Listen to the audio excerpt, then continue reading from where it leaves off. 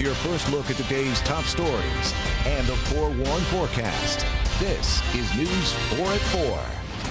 We begin at 4:30 with a live look over downtown Buffalo, and it's been a very cloudy afternoon. This is really what we've seen for most of the day today. I also feel like, walking the dog earlier today, it was almost like it was trying to rain a little bit harder, just kind of spitting out there in the north towns. But the clouds actually had a role in what we saw today. Yeah, actually, they've been a welcome sight for me personally, because it's been limiting the severe thunderstorm chance, which is certainly some good news. If you've got any outdoor plans, never want to see severe thunderstorms. Yeah, the weather fan in me likes to hear some rumbles of thunder, but at least the weather is a little bit safer than it could be if, say, we had more sunshine out there. That leads to some more instability in the atmosphere, and that leads to a chance for some of that severe weather.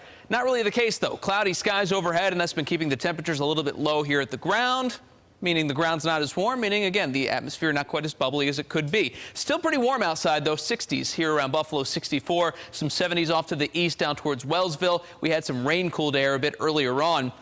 Some of those downpours moving through the southern tier early this afternoon actually became a severe thunderstorm closer to the Elmira area, very far away from us, certainly. Few spotty showers up across northern Niagara and Orleans counties at this point. We've seen some heavier rain and a few rumbles of thunder moving through Pennsylvania, but again, all of this activity has pretty much stayed south of us so far. Still watching a few showers developing back into Ohio. Not out of the question that we could hear a few rumbles of thunder move through the southern tier tonight, and then we're already watching for our next round of showers and storms for tomorrow. So as far as this evening goes, we have a marginal risk for severe thunderstorms in much of our area, but again, that's a very low chance. I'm really looking for a few showers, maybe a few thunderstorms, and an outside chance that an isolated thunderstorm could turn a little bit stronger with maybe some heavy downpours and gusty winds. But again, I think the potential is low, so don't cancel any of your plans for tonight. Just keep an umbrella nearby and keep an eye to the sky. Better chance to see some of those showers and storms a bit later this evening. Not out of the question. We see some passing rain here in Buffalo. Any rumbles, though, should stay pretty much in the southern tier towards the Finger Lakes through tonight. That activity tapers off around midnight. We'll get some dry time overnight before another round of rain arrives very early tomorrow morning, kind of like what we woke up to today. So if you're out and about first thing in the morning, you want to have the rain gear with you, but we will have some extended dry time in the afternoon. Again, very similar to what we saw today. Evening showers and maybe a few thunderstorms settle to the south tonight. Another round towards early tomorrow morning. That's what we'll wake up to. We still have a chance for some strong winds and maybe a round of thunderstorms and possibly severe thunderstorms tomorrow late afternoon and evening. Coming up in your full forewarned forecast to tell you all about that, but we've got some nice weather beyond this Friday to talk about as well. Dave and Christy. Andrew, thank you. Don't forget, you can get the latest forecast right in the palm of your hand at any time just by downloading our Forewarned Weather app. And it's hourly forecast you can customize to your neighborhood, and our live Forewarned Doppler radar is all free for your phone and tablet. Well, we're continuing to follow a developing story concerning the search for a missing man from California. Niagara County deputies say 64-year-old Rudy Ray Rocket did not show up for his flight at the Buffalo airport Sunday night. Deputies have been searching for him for the past few days. News 4's Kelsey Anderson is in Gowanda with the latest information. Kelsey, what do we know right now? Yeah, Christy, I'm live at the Gowanda police station right here. This is the focal point of that search. Behind me in this parking lot for the past several hours, I have seen search crews coming in and going out. This search is not an easy one. Like I said, this is kind of the focal point, but the search area is about 50 miles in distance. The Niagara County Chief Deputy Michael Dunn tells me that this is not an easy one because of all the rugged terrain in this area and because they have such a large area to search. You're looking at a crew now. Dunn says there are 7 search crews with dogs out looking right now. And we are told helicopters were out earlier this week, but because of the weather today, they are grounded right now. Again, Dunn says it's like finding a needle in a haystack for these search crews. We are showing you a picture of Rocket Sr. This is the guy they are looking for. Rocket Sr.'s stepson is now behind bars. He was arrested for a weapons charge. His bail is $150,000. Now, when we asked the chief deputy of Niagara County if Rocket Sr. was still alive, he would not comment on that. You'll hear more from Dunn coming up at 5 o'clock. In Gowanda, Kelsey Anderson, News 4 at 4:30.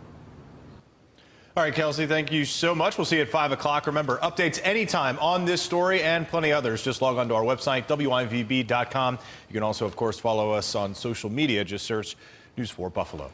A stunning revelation from former New York City Mayor Rudy Giuliani. He says President Trump repaid more than $100,000 to his personal lawyer, Michael Cohen. Giuliani was recently added to Trump's legal team. He says the money was paid to porn star Stormy Daniels, who claimed that she had an extramarital affair with the president. Giuliani told Fox and Friends this morning that the president reimbursed his personal lawyer for the $130,000 payment that he made to Daniels. Giuliani says the payments to Cohen were made in $35,000 increments, and they were personal, not a campaign expense. Daniels' lawyer, Michael Avenatti, says the president may have violated campaign finance laws. He was definitely reimbursed. There's no doubt about it. Cohen made it go away. He did his job. Now we have a clear example of the president and Michael Cohen lying repeatedly to the American people, Gail, about this payment, about the arrangement. Now, keep in mind, a month ago, the president denied completely knowing anything about that payment. Of course, that has changed now. This morning, he fired off a series of tweets defending the arrangement that he and Cohen made. Daniels' lawyer says the only way to find out the truth is to depose the president. A Texas teenager accused of planning a mass shooting inspired by ISIS is now in jail. Prosecutors say he was foiled during an undercover investigation by the FBI and local police. 17-year-old Mateen Azizi Yorand is charged with criminal solicitation and making a terroristic threat. He's accused of plotting an attack at a shopping mall. Yorand says he does not deserve the charges against him, but officials say he planned the attack for months. They say he even sent money to undercover agents to help him buy assault rifles, ammo, and tactical gear. Despite its significant defeats in Iraq and Syria, ISIS still is a threat to radicalizing young men and young women in the United States. Yorand is accused of using ISIS guides found online. Police say he also wrote a manifesto pledging allegiance to ISIS.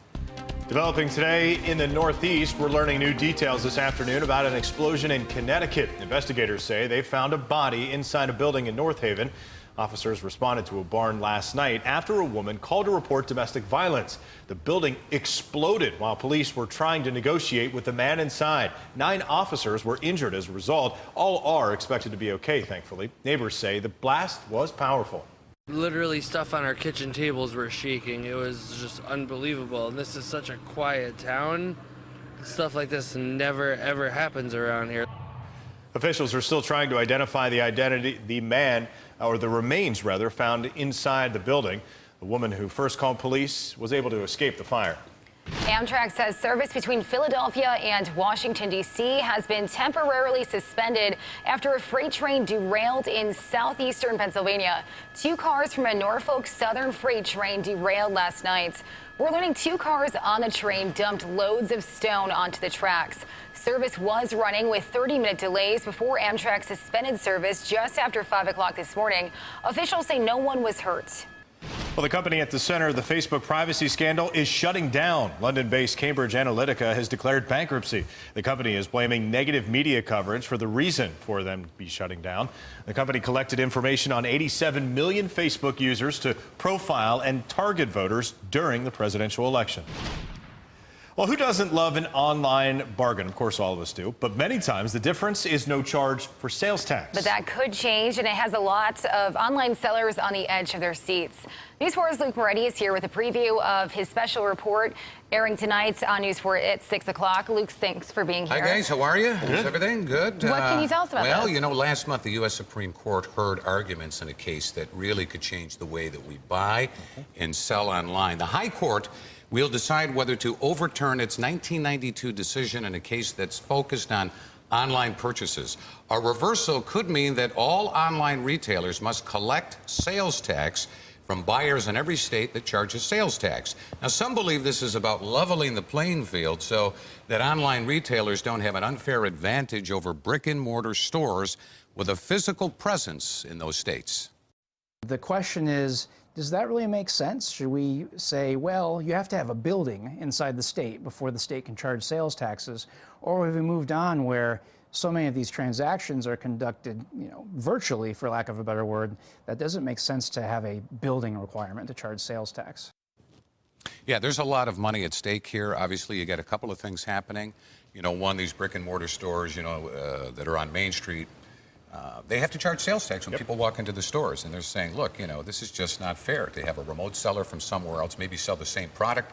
People can get a better deal on it. We're always looking for those better deals, right? Absolutely. How much of a price difference are we talking for consumers? Well, right now, the GAO put out a report, and they said basically that the potential revenue gain for across all states that would be charging sales tax, and there are around 45 states that actually do it right now, you're talking about $13 billion in additional revenue that would go into those states. So again, a lot of money at stake here. A lot of money up for grabs, and probably one of the big reasons why states are saying, hey, we need to get a part of that. I think the other part of this is we are going to be, at some point, you would almost think, an exclusively online community. This has huge ramifications. We're seeing box stores or brick and mortar stores closing every day. Right. This is going to continue to happen, right? Right. It's pervasive, right? And the founders could never imagine an internet. Right. You know what I'm saying? So things have evolved over the years, and that's part of the argument, like South Dakota's making in this case. Let's change the law. Sure. Things have changed. Yeah. So we'll see what happens. Yeah. Luke, thank you so much. Very interesting. We'll watch your special report tonight, coming up at 6 o'clock. Great. Thanks, you. Luke. Next in News 4 flying to the eye of the storm. We're getting an up-close look with tornado hunters this afternoon. They're using the most sophisticated technology to track the storms as they happen.